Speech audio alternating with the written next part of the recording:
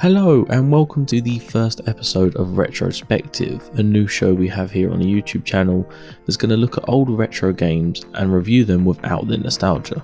First up in the series we have Luigi's Mansion.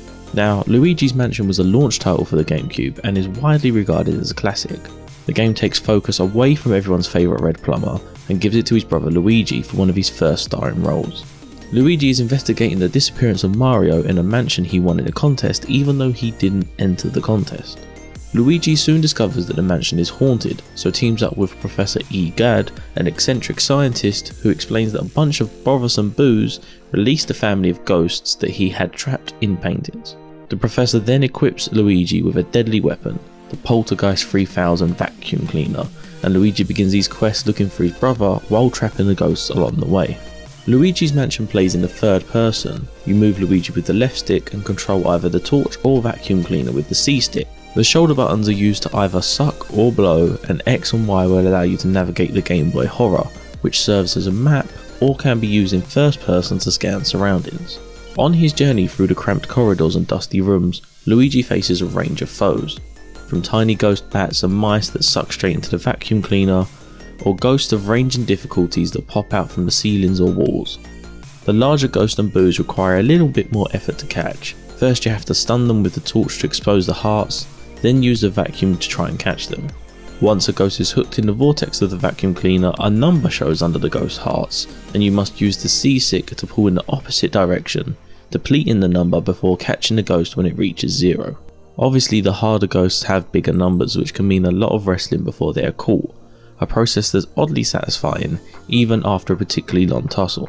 As well as the boos and standard ghosts that roam the halls, there is the family that escaped from E. Gadd's paintings, which all have their own personality and charm.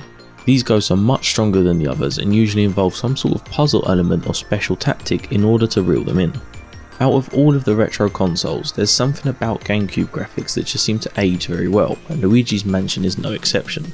The graphics are smooth and polished even after all of this time, and the lighting from the torch and graphics is just gorgeous. The game is charming in its visual style, with lightning flashes lighting up the spooky rooms. You can even interact with most of the scenery. It's possible to make doors shake, chandeliers swing, candles go out, and drawers even open, amongst other stuff. Some parts are just a part of the game, but others, such as the ability to clear cobwebs from the ceiling, are added just for immersion. This gives the game a level of detail that was not always seen in other titles around this time. As you travel around the mansion and move through corridors, the camera will follow Luigi but leave the front wall translucent. This helps with the feeling of being in a confined space and helps to give the mansion scale, a technique that works very well. Each room, however plain looking, has an air of excitement as Luigi knocks on items or vacuums them in order to find loot or hidden areas. Another standout technique are the mirrors and how they're used in the game. Some ghosts can only be seen as a reflection. Sometimes a switch may be on the south facing wall which Luigi can't see unless it's in the mirror. These may not seem like a big deal in today's standard, but back then, many games used cheap tactics like broken or dirty mirrors in order to not have to animate reflections. The sound is minimalistic, which somehow works in the game's favour.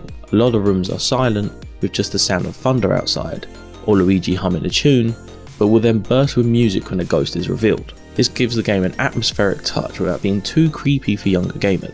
Luigi himself is well animated and some of his facial expressions, especially if he is nervous, are priceless. Luigi's Mansion holds up incredibly well considering this year will mark its 16th anniversary, and it is a credit to Nintendo's ability to occasionally break out of their comfort zone. The Gamecube was a fun console and this launch title was an opening for many more like it. Luigi's Mansion is reminiscent of when games were made just to be fun, and it does exactly that.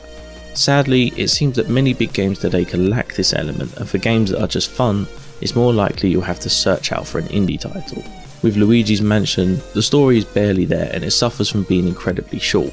But despite this, the short time spent with Luigi is a blast. Hooking a ghost and being dragged around the room before finally landing the catch has an almost fishing-like satisfaction to it. In a sea of retro games, rarely does one come along that you go back to just for fun, but Luigi's Mansion is one of those games. We really hope that you guys enjoyed the first episode of Retro-Spective. Let me know in the comments if you did, or leave a like on the video just so I know whether this is something you guys want to see more of. If you did enjoy it, don't forget to subscribe to the YouTube channel. There will be more of these coming out. That is all then, and we will see you guys next time.